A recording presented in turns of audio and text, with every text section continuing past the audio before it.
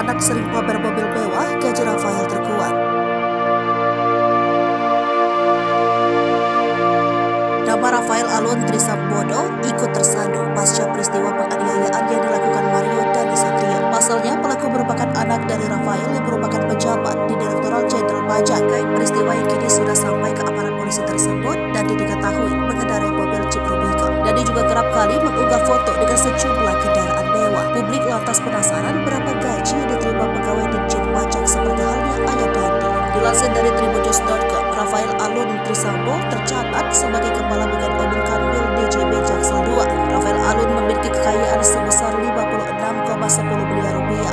Harta kekayaan tersebut terakhir dilaporkan pada 31 Desember 2021. Ia memiliki harta tanah dan bangunan senilai 51,93 miliar rupiah, alat transportasi dan mesin sebesar 425 juta. Kemudian, harta bergerak lainnya senilai 420 juta. Surat berharga mencapai 1,22 miliar, kas dan setara kas sebesar 1,34 miliar, harta lainnya mencapai 419 juta rupiah.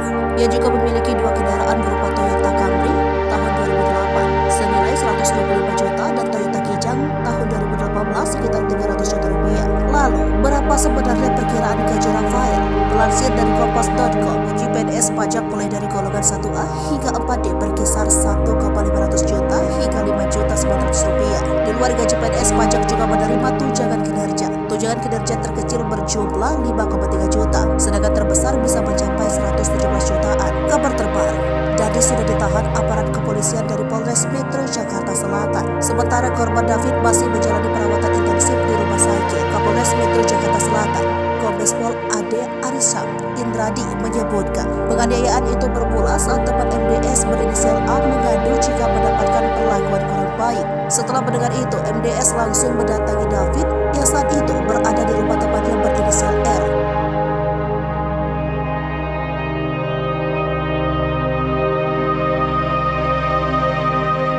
Saat itu, kata Ade, orang tua R mendengar ada keributan di depan rumahnya dan melihat korban sudah dalam posisi tergeletak di dekat pelaku.